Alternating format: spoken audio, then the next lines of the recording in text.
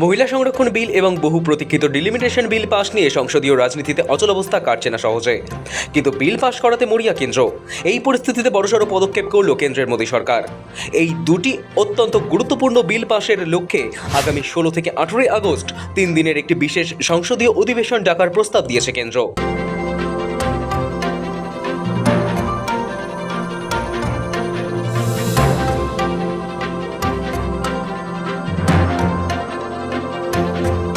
সূত্র বলছে, দেশের আইনসভা ও বিধানসভাগুলিতে মহিলাদের 33% আসন সংরক্ষণের বিষয়টিকে আইনি রূপ দেওয়ার পাশাপাশি ডিলিমিটেশন প্রক্রিয়াকে ত্বরান্বিত করতেই এই বিশেষ অধিবেশন ডাকার পরিকল্পনা করা হয়েছে।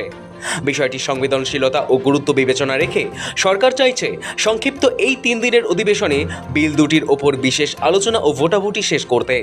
তবে কেন্দ্রের এই আকস্মিক প্রস্তাবে বিরোধী দলগুলি কি অবস্থান নেয় সেদিকেই এখন নজর গোটা দেশের। আসলে সংবিধান সংশোধনী হিসেবে আসন পুনর্বিন্যাস বিলটি পাশ করাতে লোকসভায় 2/3 সমর্থন জরুরি। তবে শুরু থেকেই সরকারের এই পরিকল্পনার তীব্র বিরোধিতা করেছে বিরোধী শিবির। কেন গুরুত্বপূর্ণ এই বিশেষ অধিবেশন? মহিলা সংরক্ষণ বিলটি ভারতীয় রাজনীতিতে বহুদিন ধরে আলোচনার কেন্দ্রে রয়েছে। লোকসভা ও রাজ্য বিধানসভাগুলিতে মহিলাদের সমান প্রতিনিধিত্ব সুনিশ্চিত করতে এই বিল কার্যকর করা অত্যন্ত জরুরি বলে মনে করে সব পক্ষই। তবে এর সাথে ডিলিমিটেশন প্রক্রিয়ায় বিষয়টি যুক্ত থাকায় ভৌগোলিক ও রাজনৈতিক সমীকরণ বদলের সম্ভাবনাও থেকে যাচ্ছে। কেন্দ্রীয় সরকার চাইছে এই বিশেষ অধিবেশনের মাধ্যমেই সমস্ত প্রক্রিয়া মসৃণভাবে সম্পন্ন করতে। কেন্দ্রের প্রস্তাব ও বিরোধীদের প্রতিক্রিয়া। বাদল অধিবেশনের 3য় সপ্তাহেও অব্যাহত সংসদের অচলাবস্থা। এই জট কাটাতে বুধবার সরাসরি লোকসভার বিরোধী দলনেতা রাহুল গান্ধীর সঙ্গে দেখা করেন সংসদ বিষয়ক মন্ত্রী কিরেন রিজিজু।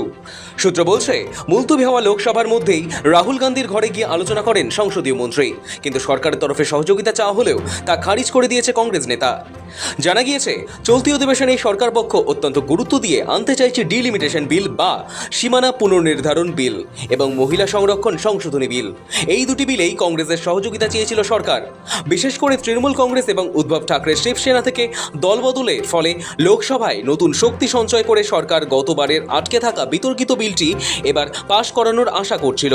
তবে রাহুল গান্ধী জানিয়ে দিয়েছেন, শর্ত পূরণ না হলে সংসদে কোনো কাজকর্ম চলতে দেওয়া হবে না। রাহুলের 2 প্রধান শর্ত কি কি? কিরেন রিজিজুকে রাহুল গান্ধী স্পষ্ট জানিয়ে দিয়েছেন, সরকারের সঙ্গে আলোচনার আগে দুটি বিষয়ে সুরাহা হতে হবে। রাম মন্দিরের দান চুরির অভিযোগ সংক্রান্ত ঘটনার পূর্ণাঙ্গ আলোচনা। গত 20 জুলাই রাজধানীতে ছাত্র আন্দোলনের ওপর পুলিশের ভূমিকা এবং দমন পীড়ন নিয়ে স্বরাষ্ট্রমন্ত্রী অমিত শাহের বিবৃতি।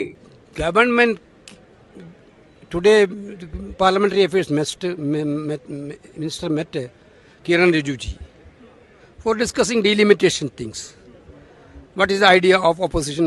These are the things he spoke to us, because some rumors are telling he spoke about delimitation. Then we suggested that we will come back. Nothing is there. Our stand is very clear. Whatever stand we took in the last parliamentary session, it is still we are on that stand. There is no change on that. Opposition stand is very clear. জানা গিয়েছে, কংগ্রেস সমর্থন না দিলেও বিল পাশ করাতে ডিএমকের সঙ্গে যোগাযোগ বাড়িয়েছে BJP. তার মানে বিরোধী শিবিরে ভাঙন ধরানোর সম্ভাবনাও খতিয়ে দেখা হচ্ছে। তবে একাধিক সূত্রের দাবি, ডিএমকে শেষ পর্যন্ত বিলটির বিরোধিতা না করলে সরকারের পক্ষে প্রয়োজনীয় সংখ্যার অনেকটাই জোগাড় হয়ে যাবে। তবে তাতেও পুরো অঙ্ক মিলবে না।